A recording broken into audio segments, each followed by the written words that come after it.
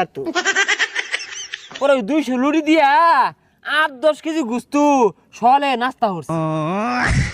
সরকারি বন্ধ লাগে যে বেকলে পাক পারতা শুলি সরকারি বন্ধ পাই শুলি না ভাইলে আঙ্গুর বাড়ি যাই গুস্তু লই আই। বুঝলি বন্ধু, বালা মন্দ ছাড়া খাই না। আরে বালা মন্দই খাইতাছি, বালা মন্দ খাইতে খাইতে পেট ফুটতে গেতাছে। ফুটতো না কে, আমরা তো খাওয়া বংশ পোলা ভাই। হ্যাঁ, শালার বাপ দাদার একটা লোক আছিল কোল লাগবো, একদের শরীরে গরু কুরবানি দিয়ে আসছে, শরীর এবার যে না। হ্যাঁ, আঙ্গর বাপ দাদা যেন তেন গরু তার কোরবানি দিছে না। ওই দাদা আঙ্গর 11 ফুট লম্বা আছিন, তাও বলে গরু তোল দিয়া অনায়াসে গেছে আর আইছে, গেছে আর আইছে। তাহলে বুঝো কত বড় গরু আছিন ওগুলা।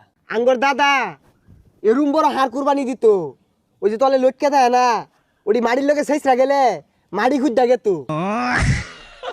আরে তোর দাদার এই গপ্পটা